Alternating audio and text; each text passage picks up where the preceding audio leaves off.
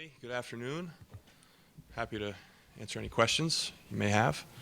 Okay, if you can please state your name and affiliations for our viewers on OrlandoMagic.com.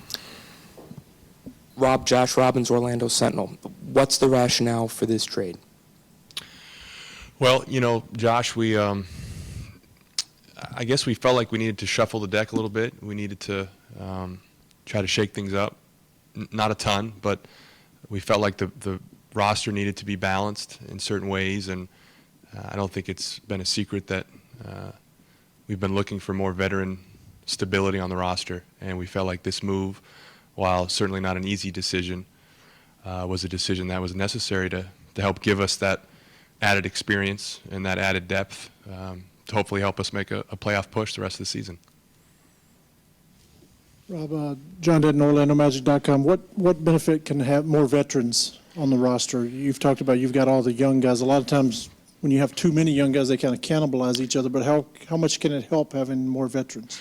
Well, I think we're very young, right? We've said that. And so it's an interesting puzzle that you're always trying to fit together. And we feel like with some additional experience, and especially with the specific skill sets that a Brandon Jennings or an Ersan Ilyasova bring, we feel that not only does it complement what our team needs from a skills standpoint, but it also hopefully will help stabilize us a little bit in a lot of these close games we've been in.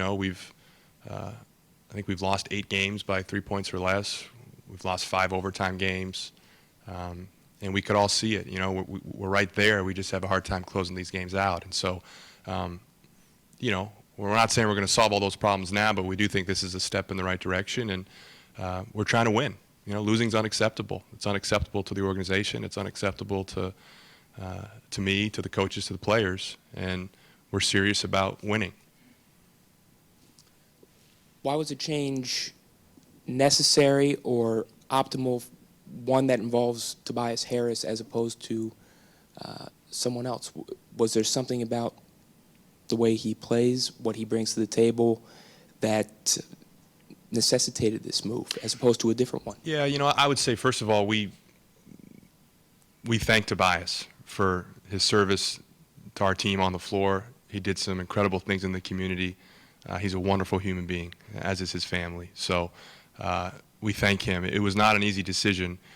We believe in all of our young players, and we just felt that this was a necessary step for us to take to try to balance out the roster, like I've said, and add a little more experience, add some complementary skill sets that we feel we may lack right now. We feel like we've added some more scoring and some shooting and continue to add competitive guys.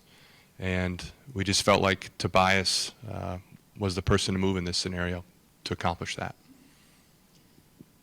Philip Rossman-Reich, Orlando Magic Daily. You said that the goal is still to compete for the playoffs and to win games. How much of a factor did Coach Scott Skiles' history, having coached Brandon Jennings, having coached Ersan Ilyasova, obviously it was a while ago, but how much of a factor did that play in having them be the players to come in here? Yeah, it's a good question. I think it was certainly a factor. I wouldn't say it was the underlying factor. I think Scott's familiarity with Brandon and Ersan is helpful. Adrian Griffin has some familiarity with Brandon as well, and I believe Ersan. So, all those things factor in, and we made this decision collectively, like we always do, and we feel like this is what's best for the team right now. Zach Aldridge, Bright House Sports Network, right here in the back. Are you still looking to make some more moves before the deadline comes on Thursday? Yeah, we'll see. Maybe, maybe not. I think we have to continue to be open to ideas. Hard to say right now.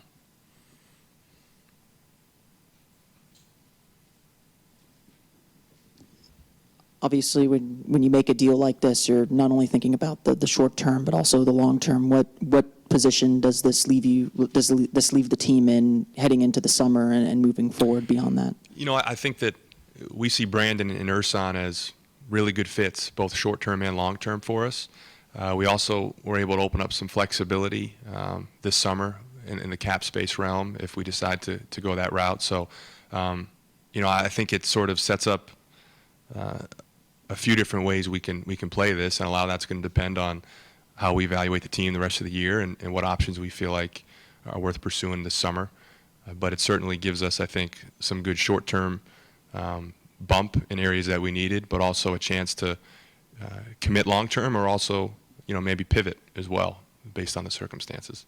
Rob, you went through that dip in January, but you're only 3.5 out of the playoffs, out of 8th spot. I think only 2 back in the loss column. You feel like you're still in it if you can get a bump from these new guys? Absolutely. I think we're right in striking distance for a playoff spot. Our team, we feel like, has played well the last few games, and we just have to continue to sustain that momentum and, add to that momentum. But absolutely, the goal is to make the playoffs, and the goal is to win, and that's what we're trying to do.